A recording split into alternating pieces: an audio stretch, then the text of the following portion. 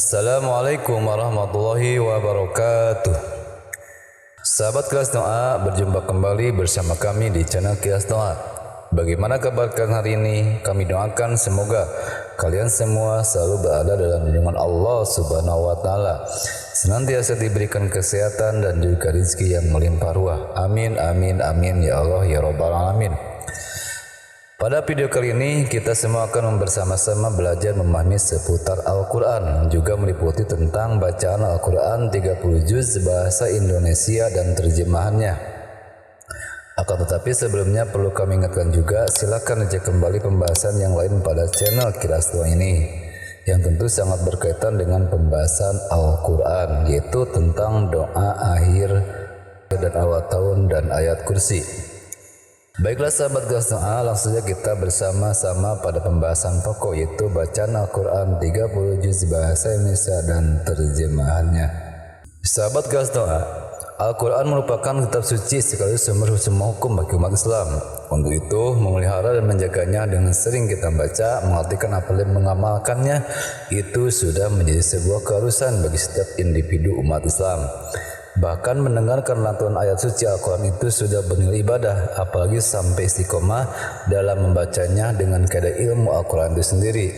Untuk itu, sebagai salah satu nilai ibadah tersebut, maka bersama Kelas Doa, mari kita ulas dan bahas bersama-sama tentang Al-Quran tersebut, terutama dalam beberapa hal ini. Yang pertama, tentang keutamaan membaca Al-Quran. Sahabat Kelas Doa, keutamaan membaca Al-Quran sebagaimana yang telah dijelaskan diterangkan oleh Sayyid Bakri bin Said Muhammad Syattad Al-Dimyati dalam kitabnya Kifayatul Atqiyah wa Minhajul Asfiyah menyebutkan keutamaan baca Al-Quran. Sayyid mengutip ayat Al-Quran dan sejumlah hadis yang menerangkan keutamaan baca Al-Quran, di antaranya sebagai berikut.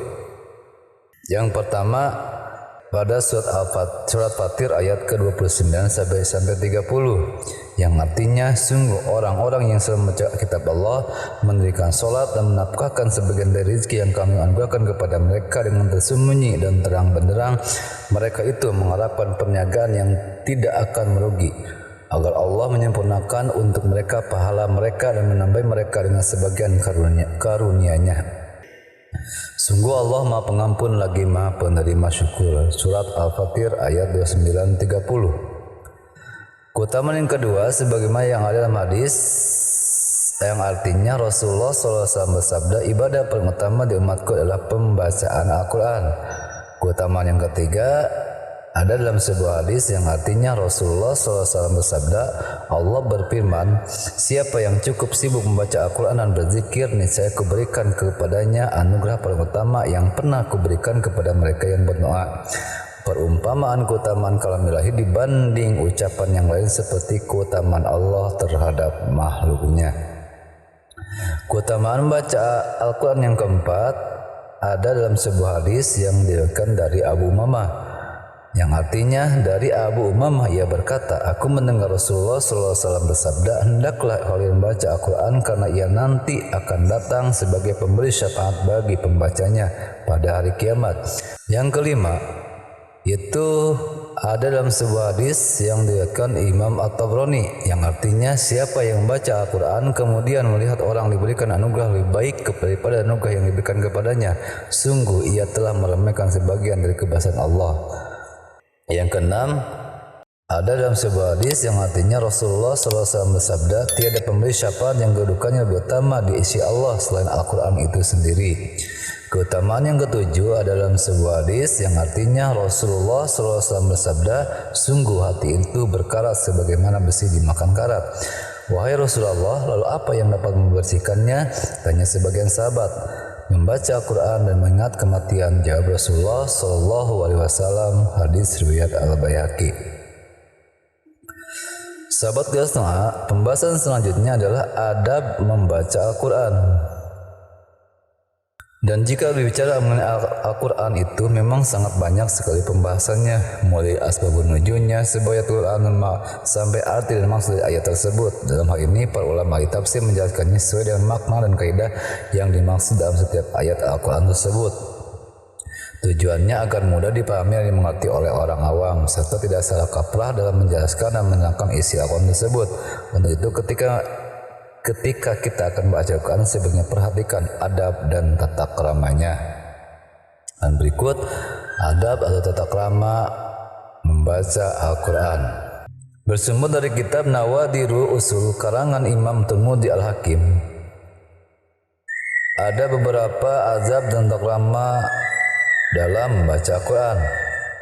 Di antaranya, 1. Menghormati Al-Quran adalah tidak menyentuhnya kecuali dalam keadaan suci. 2. Menghormati Al-Quran adalah ketika membacanya dalam keadaan suci. 3. Menghormati Al-Quran adalah bersiwak terlebih dahulu agar mulutnya menjadi wangi, karena mulut adalah jalannya membaca. Yazid bin Malik berkata, sungguhnya mulut-mulut kalian adalah jalan dari jalannya Al-Quran, maka sucikan dan bersihkanlah dia semampu kalian. 4. Menghormati Al-Quran adalah memakai pakaian sebagaimana ketika memakai pakaian ketika mau masuk ke tempatnya pemimpin, karena sungguhnya dia sedang bermunajat. Selanjutnya, 5. Menghormati Al-Quran adalah ketika membacanya menghadap arah kiblat. Abu Aliyah dulu ketika membaca Al-Quran, beliau mengenakan serban, mengenakan pakaian yang bagus dan menghadap kiblat. Yang keenam, termasuk menghormati Al-Quran adalah berkumur setelah mengeluarkan dahak. Selanjutnya yang ketujuh, termasuk menghormati Al-Quran adalah menghentikan membaca ketika sedang menguap, karena saat itu dia sedang bermunajat dengan Tuhannya, dan menguap adalah dari syaitan. Mujahid berkata, jika engkau menguap dan saat itu engkau sedang membaca Al-Quran, maka hentikanlah membacamu karena menghormati Al-Quran hingga hilang menguapmu. Ikrimah berkata, yang dimaksud dari perkara itu menghentikan membaca ketika menguap adalah menguapkan terhadap Al-Quran. Selanjutnya, menghormati Al-Quran adalah membaca ta'awudz ketika membaca dan juga Bismillahirrahmanirrahim jika dimulai di awal surat atau dari mana saja sampainya. Berikutnya, menghormati Al-Quran adalah ketika membacanya tidak memutus bacaan sebentar dengan diselingi kalam anak Adam tanpa keadaan darurat atau jangan sambil ngobrol. Berikutnya, menghormati Al-Quran adalah membacanya di tempat yang sepi hingga tidak ada seorang pun yang memutus bacaan tersebut dengan obrolan yang bisa menyebabkan bercampurnya bacaan Al-Quran dengan menjawab obrolan tadi. Karena sesungguhnya jika dia melakukan hal tersebut, maka hilanglah faedah ta'awudz yang diminta ketika pertama kali membaca Al-Quran tadi. Berikutnya, menghormati Al-Quran adalah membacanya dengan pelan, tidak tergesa-gesa dan memperhatikan tajwidnya. Selanjutnya, menghormati Al-Quran adalah ketika membacanya menggunakan hati dan memahaminya hingga mengetahui apa yang dibicarakannya tersebut. Berikutnya adalah menghormati Al-Quran adalah berhenti ketika sampai pada ayat tentang janji, kemudian mengharap kepada Allah dan minta anugerahnya. Juga berhenti ketika sampai ayat ancaman, kemudian minta pertolongan Allah darinya. Selanjutnya, tata krama membaca Al-Quran adalah menghormati Al-Quran, menempatkan bacaan huruf pada tempatnya sehingga kalimatnya menjadi jelas dengan lafaz yang sempurna. Karena sesungguhnya setiap huruf mendapat balasan 10 kebaikan. Berikutnya, menghormati Al-Quran adalah ketika telah selesai membaca, dia membenarkan Tuhannya, bersaksi setelah disampaikan kepada utusannya dan bersaksi bahwa hal itu adalah hak, maka dia mengucapkan shadaqta rabbuna wa balagta risalaka wa nahnu ala zalika minasyahidin. Selanjutnya, menghormati Al-Quran adalah ketika membaca tidak mengambil ayat-ayat di setiap surat kemudian baca ayat-ayat tersebut.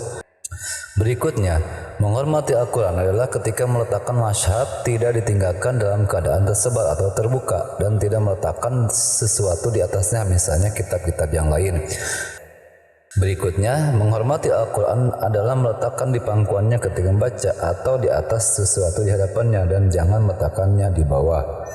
Berikutnya, menghormati Al-Quran adalah tidak meleburnya dari papan menggunakan ludah tetapi dicuci saja menggunakan air.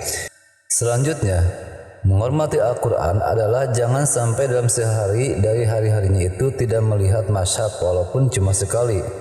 Abu Musa pernah berkata, sungguhnya aku malu jika tidak melihat perjanjian Tuhanku setiap hari walaupun cuma sekali. Berikutnya, dalam tata krama atau adab membaca Al-Quran adalah menghormati Al-Quran adalah memberikan bagiannya kedua mata dari Al-Quran. Karena sungguhnya mata juga bisa sampai ke hati, dan di antara napas dan hati terdapat penghalang, sedangkan Al-Quran berada di hati. Ketika membacanya dengan hafal, sungguhnya dia memperdengarkan telinganya dan bisa sampai ke hatinya. Selanjutnya, menghormati Al-Quran adalah memperbesar tulisannya ketika menulisnya. Berikutnya, menghormati Al-Quran adalah tidak membacanya di pasar-pasar atau di tempat-tempat yang gaduh, tempat-tempat guyonan, dan tempat-tempat berkumpulnya orang-orang bodoh. Berikutnya, menghormati Al-Quran adalah tidak menjadikan mushaf sebagai bantalan atau pegangan terhadapnya, juga dilemparkan kepada teman ketika dia mau menyerahkannya. Berikutnya, termasuk menghormati Al-Quran adalah tidak mencampurinya dengan tulisan yang selainnya. Berikutnya, termasuk menghormati Al-Quran adalah tidak menghiasinya dengan emas atau menuliskannya dengan emas, maka bisa menyebabkan tercampur dengan perhiasan dunia. Dan yang terakhir, menghormati Al-Quran adalah tidak menuliskannya di atas tanah. Suatu kali Rasulullah SAW lewat dan melihat tulisan di atas tanah. Kemudian beliau berkata kepada seorang pemuda dari Banu Hujail, "Apakah ini?" Dia berkata, "Ini dari kitab Allah yang ditulis oleh seorang Yahudi." Rasul berkata, "Semoga Allah melaknat orang yang melakukan hal ini. Janganlah kalian meletakkan kitab Allah kecuali pada tempatnya." Sahabat kelas doa, bahkan selain menjadi sebuah ibadah, Al-Quran juga merupakan obat bagi setiap penyakit, terutama bagi penyakit hati. Dengan seringnya kita membaca Al-Quran, insya Allah penyakit tersebut sembuh, karena pada dasarnya sumber dari segala penyakit itu adalah datang dari dalam, yaitu dari hati. Jika hati kita bersih dari noda-noda, maka sungguhnya badan pun akan merasa sehat dan jauh dari segala penyakit. Untuk itu, mari kita sering menjaga memelihara Al-Quran tersebut dengan seringnya membaca di rumah maupun di majelis pengajian. Nah, sahabat kelas doa, itulah sedikit pembahasan tentang Al-Quran serta hal-hal yang penting dan berhubungan dengan Al-Quran bahasa Indonesia tersebut. Mohon maaf jika masih banyak kekurangan dalam segi penerangan dan penyampaiannya. Silakan tinggalkan komentar jika ada yang kurang dimengerti. Kami ingatkan juga, jangan lupa untuk selalu bantu kami dengan cara subscribe, like, komen, dan share video ini. Dan bagi kalian yang baru bergabung, silakan aktifkan dulu tombol loncengnya agar selalu update dalam mendapatkan info-info terbaru dari channel Kilas Doa ini. Sekian dan terima kasih. Wassalamualaikum warahmatullahi wabarakatuh.